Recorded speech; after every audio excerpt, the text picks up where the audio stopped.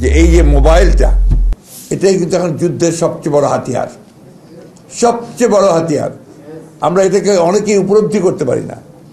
এই হাতিয়ারটাই কিন্তু শত্রুকে পরাজিত করতে পারে। প্রচারণা চলছে, মিথ্যা প্রচারণা চলছে। মিথ্যা প্রচারণাকে কাউন্টার করবার একমাত্র পথ হচ্ছে প্রচারণা, বিকল্প নেই। ওই প্রচারণাকে দিয়েই মিথ্যা প্রচারণাকে কাউন্টার করতে হবে। এই কথাটা আমাদেরকে সবসময় মনে রাখতে হবে।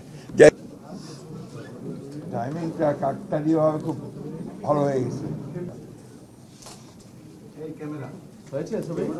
এই অনুষ্ঠানের সম্মানিত সভাপতি, যিনি এই ফ্যাসিবাদের বিরুদ্ধে বিগত বছরগুলোতে যখন আমরা আন্দোলন শুরু করেছি তখন থেকেই আমাদের সঙ্গে যে বুদ্ধিবৃত্তিক যে সমর্থন, সেই সমর্থন যিনি দিয়ে চলেছেন, তার মেধা দিয়ে এবং তার কন্ট্রিবিউশন বিভিন্ন পাবলিকেশনের ক্ষেত্রে এবং বিভিন্ন প্রোগ্রামের ক্ষেত্রে, বিশেষ করে আপনার আমাদের যে আমাদের দেশনেত্রী বেগম খালেদা জিয়ার যে ভিশন 2030 এইটা রচনার ক্ষেত্রে এবং আজকে যে আমাদের 31 দফা তার রচনার ক্ষেত্রে তার ভূমিকাকে অবশ্যই অত্যন্ত শ্রদ্ধার সঙ্গে স্মরণ করতে হবে। আমাদের জনাব জাবিউল্লাহ, সাবেক সচিব এবং চেয়ারপারসনের উপদেষ্টা, আমাদের মাঝে আজকে প্রধান আলোচক হিসেবে উপস্থিত আছেন।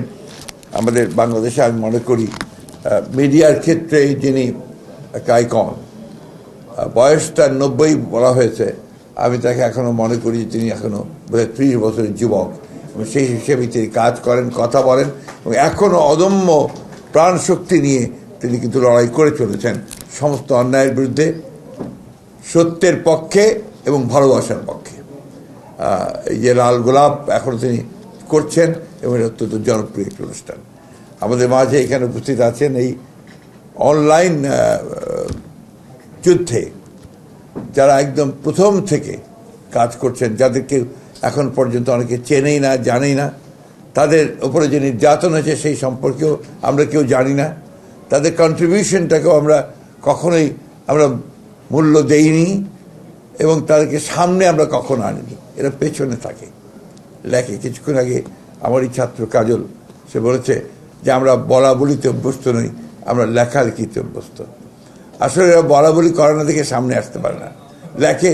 আর লেখালেখি আজকাল আমরা বেশি পড়িও না, এটা একটা সমস্যা হয়ে গেছে। তবে যেটা পড়ে সেটাতে ওরা কাজ করছে। কিন্তু আমি কিছুদিন আগেই বলছিলাম যে এই যে মোবাইলটা, এটাই কিন্তু এখন যুদ্ধের সবচেয়ে বড় হাতিয়ার, সবচেয়ে বড় হাতিয়ার। আমরা এটাকে অনেকেই উপলব্ধি করতে পারি না। এই হাতিয়ারটাই কিন্তু শত্রুকে পরাজিত করতে পারে।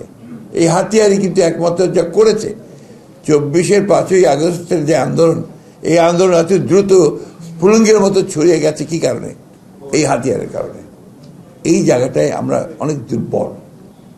এই জায়গাটায় আমাদেরকে সবল হতে হবে, আমাদের দীপ্ত পদচারণা থাকতে হবে। আমরা দেখি যে সোশ্যাল মিডিয়াতে আমাদের উপস্থিতি খুব কম। এটা বারবার আমরা বলেছি, বিভিন্নভাবে চেষ্টা করেছি। এখানে আছেন যারা এই মিডিয়া সেলের সঙ্গে জড়িত আছেন, বিভিন্নভাবে কাজ করছেন, আমরা এই কথাটা বারবার বলে এসেছি। কিন্তু কেন জানি না আমরা এই জায়গাটাতে খুব বেশি এগোতে পারিনি। আজকে যে কথাটা বলা হয়েছে, এখন যে একটা প্রচারণা চলছে, মিথ্যা প্রচারণা চলছে, মিথ্যা প্রচারণাকে কাউন্টার করবার একমাত্র পথ হচ্ছে প্রচারণা, বিকল্প নেই। ওই প্রচারণাকে দিয়েই মিথ্যা প্রচারণাকে কাউন্টার করতে হবে। এই কথাটা আমাদেরকে সবসময় মনে রাখতে হবে। যাই হোক, সেই বীর সৈনিকেরা আজকে এখানে উপস্থিত আছে। আমরা কখনোই তাদেরকে এভাবে আনুষ্ঠানিকভাবে তাদেরকে আমরা সম্মান জানাতে পারিনি। আজকে আমি আমার পক্ষ থেকে, দলের পক্ষ থেকে আমরা তাদেরকে আন্তরিকভাবে ধন্যবাদ, মোবারকবাদ, অভিনন্দন, তাদের প্রতি কৃতজ্ঞতা জানাই। এবং আজকে উপস্থিত আমাদের এখানে যারা আছেন, আমাদের প্রিয় সুধীবৃন্দ, আসসালামু আলাইকুম। যে বইটা আজকে এখানে আপনার মোড়ক উন্মোচন করা হচ্ছে, এই বইটার প্রথম সংকলন বোধহয় করেছিলেন আমাদের 18 সালে। তখন আমাদের সম্মানিত এম আজিউদ্দিন সাহেব, আমাদের প্রফেসর এম আজিউদ্দিন সাহেব, তিনি জীবিত ছিলেন। তার এখানে একটা আপনার মুখবন্ধের মধ্যেও তার আপনার বক্তব্যটা আছে। আরেকজন মানে অশীতিপর বৃদ্ধ বলা যাবে, এবং আজীবন যিনি সত্যের পথে লড়াই করেছেন, সংগ্রাম করেছেন, বিশেষ করে এই আমাদের জাতীয়তাবাদের রাজনীতিতে বিশ্বাস করে তিনি সংগ্রামটা তিনি করে গেছেন। আজকে তিনি আমাদের মাঝে নাই, তার প্রতি আমি আন্তরিক শ্রদ্ধা জানাচ্ছি। আমি সম্মান জানাতে চাই, শ্রদ্ধা জানাতে চাই আমাদের এই সমস্ত ভাইয়েদের, যারা লড়াইটা করেছে, যারা সংগ্রাম করেছে, নিপীড়িত হয়েছে, নির্যাতিত হয়েছে, গুম হয়েছে, এখন পর্যন্ত তাদের মনোবল এতটুকু ছোট হয়নি। পারিবারিকভাবে তারা অসহ্য কষ্টের মধ্যে পড়েছে, সেখানেও কিন্তু তারা মাথা নোয়ায়নি, মাথা উঁচু করে থেকেছে। এমন একটা সময় ছিল যখন দেশে থাকাই তাদের জন্য বিপদ হয়ে যাচ্ছিল, আমরা তার পরামর্শ দিচ্ছিলাম দেশ ছেড়ে পালিয়ে যাও, এইরকম একটা অবস্থা ছিল। যাই হোক, তারা আজকে সেটাকে অতিক্রম করে আজকে তারা একটা জায়গায় এসে পৌঁছেছে। আমি তাদেরকে ধন্যবাদ জানাই এই জন্যে যে তাদের এই সংগ্রাম বৃথা যায়নি।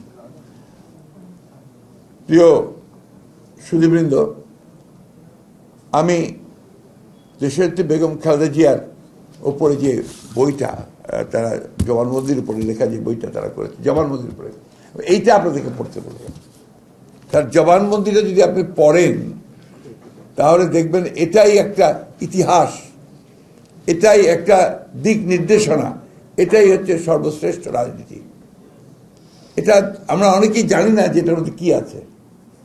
ওনার জবানবন্দি, কোর্টে দেওয়া যে জবানবন্দিগুলো, এগুলো আমরা পড়া উচিত হবে বারবার করে। এই ক্ষেত্রে আমার মনে পড়ছে যারা এটা রচনা করেছিলেন, কয়েকজন করেছিলেন, অনেকে হেল্প করেছিলেন তাকে এই বিষয়গুলো, এই জন্মদিন তৈরি করতে। তার মধ্যে অ্যাডভোকেট রাজ্জাক সাহেব ছিলেন। রাজ্জাক সাহেব ছিলেন একজন প্রমিনেন্ট। আর একজন সাংবাদিক যিনি ম্যাডামের প্রেস সচিব ছিলেন, যিনি এখন আমাদের কাছে নেই, আমাদের সঙ্গে নেই বিভিন্ন কারণে, মারুফ কামাল। তার নাম আমি যদি না বলি তাহলে আমার নিজের বিবেকের কাছে আমি ঠিক থাকতে পারবো না। অত্যন্ত বড় কন্ট্রিবিউশন ছিল তার। শফিক ভাই নিশ্চয়ই শেয়ার করবেন, শফিক ভাইও এর মধ্যে ছিলেন, তার ওইখানে কন্ট্রিবিউশন অনেক আছে। এটা আপনার দয়া করে পড়ে, আমি কথা বারবার করে সেই জন্যই বলছি। আজকে দেখুন এখানে আরোপ করেছেন অনেকে যে ইতিহাসের কি অমোঘ বিধান, যে কথা কিছুক্ষণ আগে আমাদের কয়েকজন বলেছেন যে আজকে দেশনেত্রী বেগম খালেদা জিয়া মুক্ত হয়ে তিনি চিকিৎসার জন্য লন্ডনে গেলেন, এবং গেলেন রাষ্ট্রীয় মর্যাদা নিয়ে। তাকে সি অফ করেছে, এবং তারা পথে পথে লক্ষ লক্ষ মানুষ তাকে সি অফ করেছে ভালোবাসা থেকে। এবং তাকে যেভাবে আন্তর্জাতিকভাবে তিনি যে সম্মানটুকু পেয়েছেন, কোথাও বাধা পেতে হয়নি আমাদেরকে। আমরা যেখানেই বলেছি যে এটা আমাদের দরকার, সাথে সাথে করে দিয়েছে, ভিসা দিয়েছে ম্যাডামকে নিয়ে যাওয়ার জন্য। কাতারের আমিরের প্রতি আমি আমার কৃতজ্ঞতা জানাচ্ছি যে তারা একেবারেই কোনো পারিশ্রমিক না, অর্থাৎ যেটাকে আমরা বলি রেন্ট না নিয়ে তারা এই অ্যাম্বুলেন্সটি দিয়েছেন, এবং খুব দ্রুতভাবে দিয়েছেন। আমি ধন্যবাদ জানাই ব্রিটিশ সরকারকে যে তারা সেখানে তারকে যাওয়ার ব্যাপারটা নিশ্চিত করেছেন, এবং সেখানে আমাদের যারা আছেন, আমাদের ভারপ্রাপ্ত চেয়ারম্যান তারেক রহমান সাহেব সহ, তারা সেখানে তার চিকিৎসার ব্যবস্থা শুরু করেছেন। এবং এই বইটি আমি যে বললাম, আমার কাছে যখন এরা তারিখ চাচ্ছিল, তো আমি একটু দেরি হচ্ছিল, আমরা চেষ্টা করছিলাম যে এটাকে আরও বড় আকারে করা যায় কিনা। যাই হোক, সেটা সম্ভব হয়নি। তো তারিখটা ঠিক হলো এমন দিনে যে তারিখে তার একদিন আগে, গতকাল ম্যাডাম লন্ডনে গিয়ে পৌঁছেছেন তার চিকিৎসার জন্য মুক্ত অবস্থায়। এর চেয়ে বড় প্রাপ্তি ওদের আর কি আছে? যারা লড়াই করেছে, যে মহিষী নেত্রীর জন্যে তারা জেলে গেছে, গুম হয়েছে, পায়ের নখ তুলে নিয়েছে, অত্যাচার করেছে, একজন এখন সুস্থ হয়নি, আরেকজন হাসপাতালে পড়ে আছে তার স্ট্রোক করে। তারা এইটুকু তো পেয়েছে তাদের লড়াইয়ে। দেশনেত্রী বেগম খালেদা জিয়া এখন মুক্ত, তিনি চিকিৎসার জন্য বিদেশে যেতে পেরেছেন। আমাদের ভারপ্রাপ্ত চেয়ারম্যান সাহেব তিনি মুক্ত হবেন অল্প দিনের মধ্যেই পুরোপুরি কেস থেকে। তিনিও এসে আমাদের মাঝে উপস্থিত হবেন ইনশাআল্লাহ। আমাদের যে ত্যাগ, আমাদের জনগণের, আমাদের ছাত্রদের, আমাদের যুবকদের, আমাদের স্বেচ্ছাসেবকদের, আমাদের মহিলাদের, এটা কোনো মতেই বৃথা যাবে না, বৃথা যায়নি। আমরা তো অন্তত ফ্যাসিবাদকে সরাতে পেরেছি, তাড়াতে পেরেছি, তাই না? এইখানে আমরা যেন কোনো হীনমন্যতায় আমরা না ভুগি। কিন্তু দুর্ভাগ্য আমাদের, দেখেন এখন এই হাসিনা চলে যাওয়ার পর থেকে, পালানোর পর থেকে আমরা কেন জানি না নিজেদেরকে আবার সেই পুরো বিশ্বাস ফিরিয়ে আনতে পারছি না, ঐক্যের জায়গাটাতে থাকতে পারছি না। কি দুর্ভাগ্য যে এখন যেটা শুরু হয়েছে, এ থেকে আমি মনে করি এতটুকু সুস্থ ব্যাপার না, অসুস্থ একটা প্রতিযোগিতা শুরু হয়েছে ক্ষমতায় টিকে থাকবার জন্য। আর ক্ষমতা তো টিকে থাকবে তখনই যখন এটাকে তুমি সেটেল করতে পারবে, স্টেবিলিটি আসবে, স্থিতিশীলতা আসবে। এবং তার জন্য আমরা যে কথাটা বারবার বলছি, সংস্কারটা আমরাই শুরু করেছি ভাই, আমরাই প্রথম সংস্কারের কথা বলেছি। এবং জিয়া রহমান সাহেব প্রথম সংস্কার করেছেন, একদলীয় শাসন ব্যবস্থা থেকে বহুদলীয় গণতন্ত্রে নিয়ে এসছেন। গ্রেটেস্ট সংস্কার, উনি পুরো কাঠামো পরিবর্তন করে দিয়েছেন। এই যে সংবাদপত্রের স্বাধীনতা একদম বন্ধ ছিল, মাত্র 4টা পত্রিকা ছিল, সবগুলো সংবাদপত্র ওপেন করে দিয়েছিলেন জিয়া রহমান সাহেব। অর্থনীতিতে একটা বদ্ধ অর্থনীতি ছিল, বন্ধ, সেখানে পুরো একেবারে বৈপ্লবিক পরিবর্তন হিসেবে মুক্ত করেছিলেন। তথাকথিত ভ্রান্ত সমাজতান্ত্রিক ধারণাকে বাদ দিয়ে তিনি একটা মিশ্র অর্থনীতি, মুক্ত অর্থনীতির মতবাদ নিয়ে এসেছিলেন। বাংলাদেশের জাতীয়তাবাদের যে তার দর্শন, সেই দর্শন ইটসেলফ হচ্ছে সংস্কারের মূল মুখবন্ধ, মূল কথা। এবং 19 দফা কর্মসূচি ছিল সবচেয়ে বড় সংস্কারের কর্মসূচি। আমরা এই জিনিসগুলো কেউ হিসাব করি না। আমাদের যারা বড় বড় বুদ্ধিমান আছেন, বুদ্ধিবৃত্তিক চর্চা করছেন, বিভিন্ন রকম কথা বলছেন, they never bring this things, সামনে আনবে না। কারণ তারা তো ওই মাটির মানুষের সঙ্গে তারা এখনো সেই সম্পৃক্ততা অর্জন করতে অনেকেই পারেননি। আমি অনুরোধ করব যে এই বিষয়গুলো সকলকে দেখার জন্য, to study properly Zia Rahman, to study properly Khaleda Zia. তিনি ক্ষমতার প্রলোভনে ক্ষমতায় আপনার রাজনীতি আসেননি। তিনি এসেছিলেন যখন, তখন তার সামনে কোনো প্রধানমন্ত্রিত্বের কোনো সম্ভাবনা ছিল না। তিনি এসেছিলেন একটা জাতিকে মুক্ত করতে, স্বৈরাচার থেকে। গৃহবধূ সেই সামনে এসেছিলেন। তিনি দীর্ঘ 9 বছর লড়াই করেছেন। আমি বলি সবসময় যে খালেদা জিয়া প্রথম নারী মুক্তিযুদ্ধ আমার উপরে খুব রেগে যায় ফ্যাসিস্টরা, খুব বাজে কথাবার্তা বলেছে, বাট দ্যাটস দ্য ট্রুথ। 1971 সালের 26শে মার্চ শহীদ প্রেসিডেন্ট জিয়া রহমান যখন স্বাধীনতার ঘোষণা দেন, সেই মুহূর্তে বেগম খালেদা জিয়া ওই চট্টগ্রামের ক্যান্টনমেন্টে তিনি কিন্তু 2 বাচ্চা, শিশু বাচ্চা নিয়ে একা ছিলেন। ওই সময় সৈনিকেরা এসছে তার কাছে যে আমাদের কমান্ডার তো এখন নাই, বাইরে আছেন, আমাদেরকে বলছে অস্ত্র সমর্পণ করতে, আমরা এখন কি করব? তিনি বলছেন তোমাদের কমান্ডার ফিরে না আসা পর্যন্ত তোমরা একটা অস্ত্র সমর্পণ করবে না। That was the beginning. কিন্তু দুঃখজনকভাবে এটাকে কেউ মূল্যায়ন করতে চায় না। তারপরে জিয়া রহমান সাহেব যখন আমরা চলে গেছেন বিদ্রোহ করে, সেটা পাকিস্তান সেনাবাহিনীতে বিদ্রোহ করে যখন কালুরঘাটের দিকে বেরিয়ে গেছেন, তখন তিনি একা তার 2 পুত্র সন্তানকে 2 হাতে ধরে বোরখা পরে বেরিয়েছেন ঢাকার উদ্দেশ্যে। এই লড়াইকে, এই সংগ্রামকে আমরা কেউ গুরুত্ব দেব না, মূল্যায়ন করব না। এসে তিনি ঢাকাতে গ্রেফতার হয়েছেন পাকিস্তান সেনাবাহিনীর হাতে। পাকিস্তান সেনাবাহিনী দীর্ঘ 9 মাস তাকে কারাগারে রেখেছে, এবং 16ই ডিসেম্বর তিনি মুক্তি হয়েছেন। এটা হচ্ছে বাস্তবতা। তিনি যদি মুক্তিযোদ্ধা না হবেন, মুক্তিযোদ্ধা কি হাসানুল হক ইনু আর আপনার ওই আমির হোসেন আমু, যারা ওই যে আপনার 8 নম্বর থিয়েটার রোডে বসে বসে মুক্তিযুদ্ধ পরিচালনা করেছেন? That is the problem. সমস্যাটা ওই জায়গায়। কেন জানি না আমাদের মিডিয়া দুঃখজনকভাবে আজকে সব নেগেটিভ জিনিসগুলোকে তুলে ধরতে চায়। এটাকে পজিটিভগুলো তুলে ধরুন, যে সত্য সেই সত্যকে তুলুন। এই জবানবন্দিতে বেগম খালেদা জিয়া শেষ কথাগুলো বলেছিলেন, আমি সেই জায়গাটা আপনাদেরকে একটু বলতে চাই। কোর্টে তিনি বলছেন, আমি আমার পদে আসীন থেকে নিষ্ঠা ও সততার সঙ্গে দায়িত্ব পালন করেছি, কোনো আইন ভঙ্গ বা অপরাধ করিনি।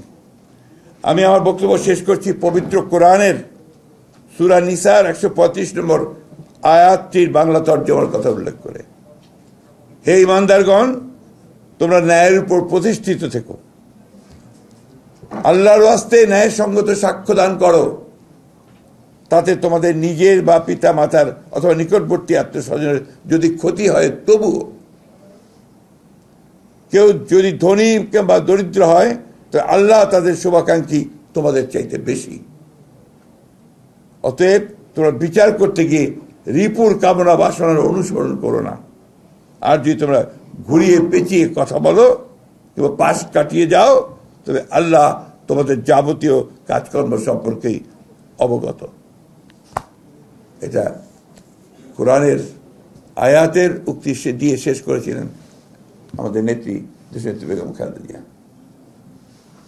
দেখুন, এই 5 তারিখের পরে, অর্থাৎ সিপাহী জনতার বিদ্রোহের পরে, অভ্যুত্থানের পরে প্রথম যে সভাটা আমরা করলাম, আপনাদের মনে আছে নিশ্চয়ই, আমরা নয়াপল্টনের সামনে আমরা একটা সভা করেছিলাম 7 তারিখে, না 7 তারিখে।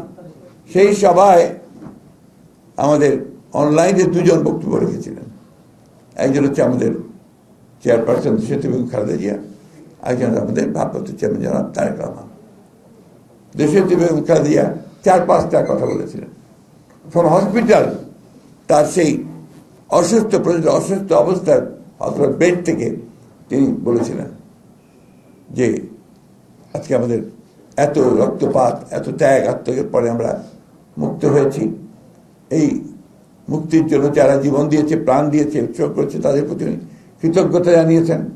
সব শেষে তিনি বলেছেন যে এখন আমাদের ধৈর্য ধরতে হবে, এখন আমরা কোনো প্রতিশোধ নেব না, এখন প্রতিহিংসা নয়, এখন প্রেম ভালোবাসা দিয়ে আমাদেরকে সামনে এগিয়ে যেতে হবে, গণতন্ত্রের প্রতিষ্ঠা করতে হবে। কয়েকটা কথা, এই কথাগুলো আমাদেরকে উপলব্ধি করতে হবে।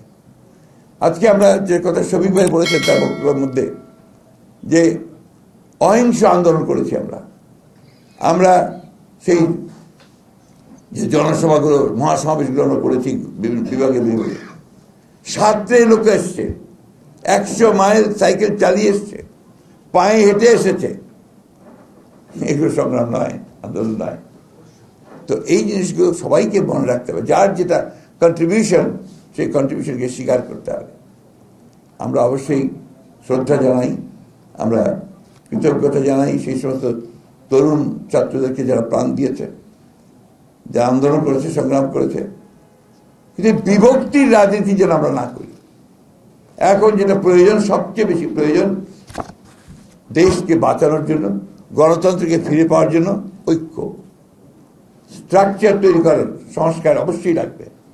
কিন্তু সেই সংস্কারটার যে পেছনে যে শক্তিটা লাগবে সেটা হচ্ছে একটা নির্বাচিত পার্লামেন্ট, নির্বাচিত সরকার। এটা ছাড়া সংস্কারকে কখনো আপনার লেজিটিমেসি দিতে পারবো না, আমরা এটাকে প্রতিষ্ঠিত করতে পারবো না। তাই আমি সেই সব বিতর্কে এখন যেতেও চাই না। অনুরোধ করবো যে আমরা বিতর্কে বেশি না জড়াই। আমরা আহ্বান জানাবো দেশের সমস্ত গণতন্ত্র প্রেমী মানুষদেরকে, স্বাধীনতাকামী মানুষদেরকে, যে আপনারা ঐক্যবদ্ধ থাকবেন, বিভাজিত হবেন না।